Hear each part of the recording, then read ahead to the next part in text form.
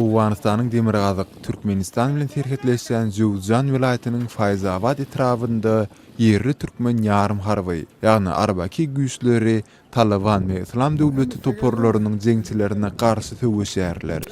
Bu 200 adamlyk aglawy etnik türkmenlerden düzülen topora Hudaýberdi Pelwan atly yerli komandir ýol başçylyk edýär.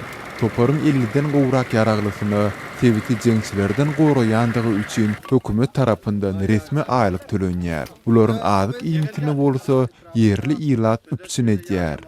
Tebitde ýüzlerçe harby gözegçilik nokatlary galdyran bu toporun wekilleri jeňçileriň günde günasy tebiti hüjümleri amala asyrýandyklaryny gurrun berýärler. Yeri gelinde bellesek türkmenleriň ýarym harby toporunyň hereket edýän Fayzabad etrafy strategiki bir yer hasaplanýar. Etrawyň bir tarapynda, ýagny Jowzjan vilayatynyň Derzap we Goştepe etraflary Islam döwleti toporunyň elinde bolsa, onuň beýlik tarapy, ýagny Şerepul vilayaty hem jeňçileriň gözegçiliginde bolmagynda galýar. Yerli komandirler türkmenleriň bu ýarym harby toporunyň jeňçileriň öňündäki ýeki täk böwüt bolup durandygyny, egerde olar synsa, onda söwüşjüleriň vilayatyň beýlik tebitlerini şol sanda Türkmenistanyň serhedine hem aralaşjakdygyny aýdýarlar.